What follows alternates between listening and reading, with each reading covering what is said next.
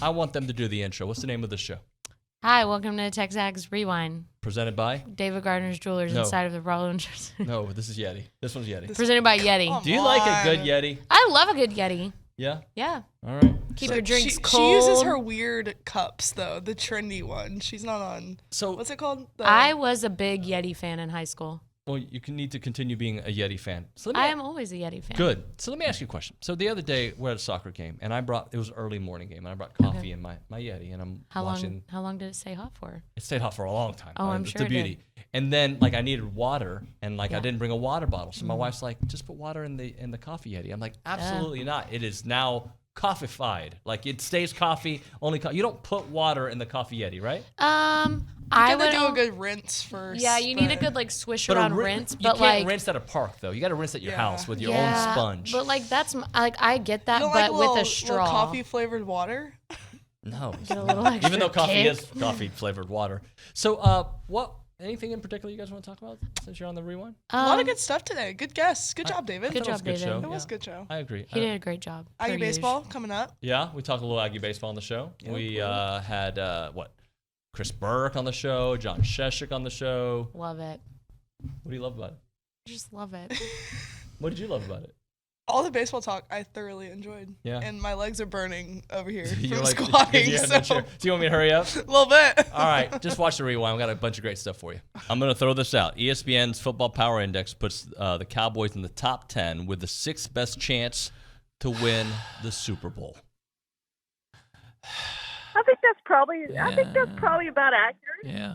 I'd put them second or third probably in the NFC. Now, all the good quarterbacks are in the AFC. They've all, when you get Aaron Rodgers moved over there, Tom Brady retired, the good quarterbacks are in the AFC. The AFC is going to be tough. The NFC gives you a much easier path to go down. And when you start looking at teams that are capable of winning it, I don't think there's that many teams in the NFC capable of winning it. I think it's the Eagles, Cowboys, 49ers. Maybe I'm missing a team or two, but those are the teams that stand out to me as the top teams in the AFC. In the NFC, and the Lions are coming on, and the Vikings to me have taken a lot of losses. I don't believe in Kirk Cousins, so I have some questions there.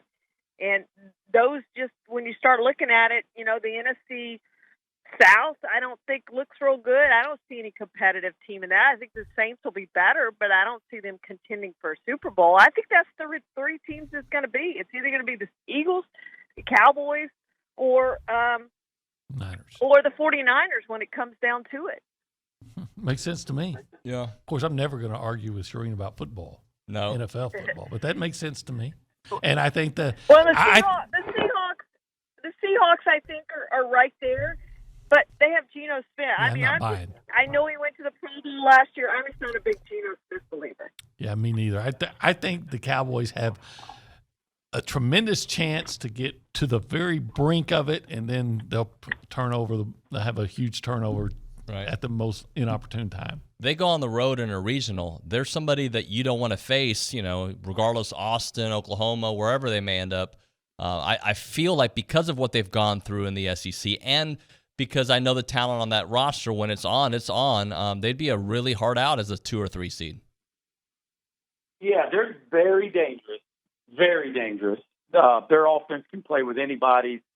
The offense is just going to continue to be on full display as the weather gets warmer and we get into these regionals where the temperature seems to always be in the 90s and the ball is just flying. So nobody wants A&M in their regional. As inconsistent as their pitching has been, there is some arm talent in there that shows flashes, whether it's Cortez or Garcia or Weinstein. There's some arms. Obviously, Detmer has proven himself in the past, even though it's been a disappointing season. There's arm talent there, and the one thing about the Southeastern Conference is the hitters are so used to facing elite velocity, and sometimes when you get out of the conference, that's just not the case. If you look at the SEC's non-conference record, it screams to the fact that there is a distinct advantage for Southeastern Conference teams against their peers outside of the league. And so, I think there's a lot to still be excited about for Texas A&M, and I'm certain they're getting in. I know Sloss is worried about it. He's the head coach. That's kind of his job to worry. But I don't see any way that Texas A&M doesn't get in. What do you think is the key between Tennessee and A&M from both teams' perspective to move on to the double bye? It's going to be interesting tonight, or today. I guess they're in game 2. There's weather all around us. And so, my guess is the field conditions will be a little slippery, so to speak. The ball's going to be a little harder to handle.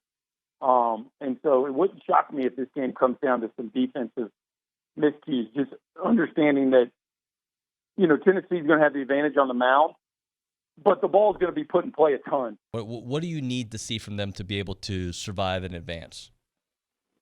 Play free. Very simply, play free. Go out there and compete. Get fear of failure out of your head. Go out there and compete to the best of your ability. Look, the SEC in baseball is much like NASCAR.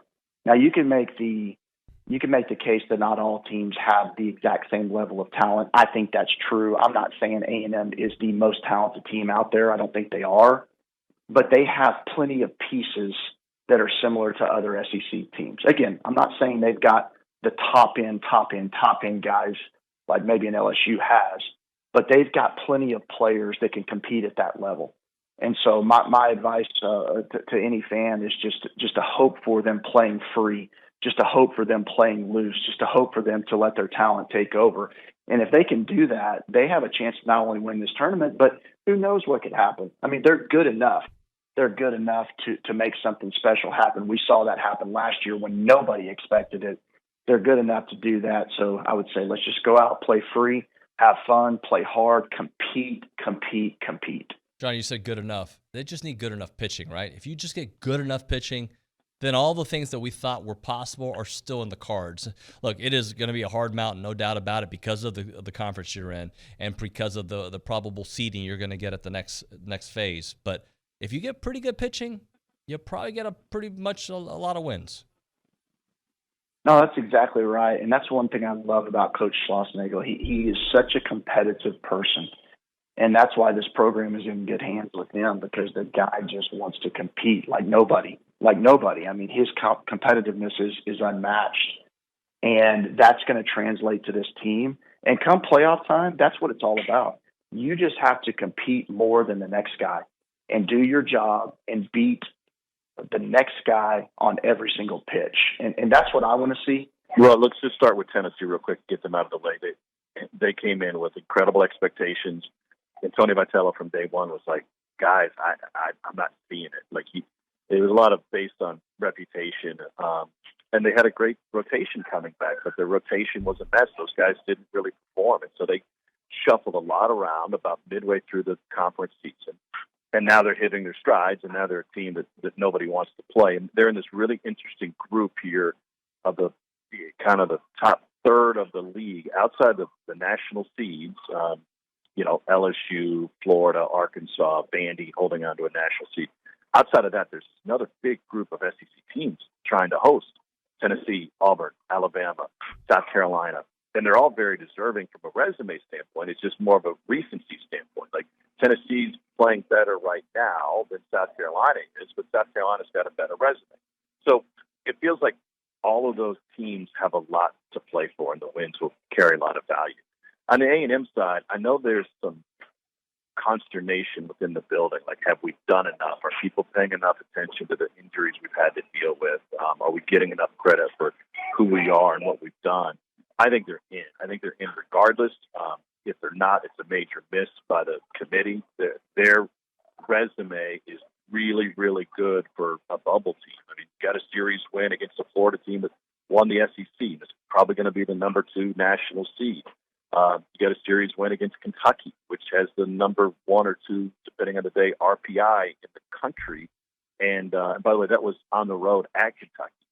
And you're in a position, they're in a position to even be in the conversation for a national host. You get a series win against Auburn. They're in position to be a host in the top 16 seed. All of those things, I think, that and all of the experts are saying it's a really soft bubble. And it's a soft bubble, in my opinion, because the SEC has just vacuumed up everything in college baseball. Finish off with that voice. Hello. I thought you were singing. Wait, am I supposed to do my British voice? Yeah, your British voice. There's a lot of pressure. And tell them to like, comment, subscribe. You need to like, comment, and subscribe. That was pretty good. No, that was better. That was good. Very good. Bye.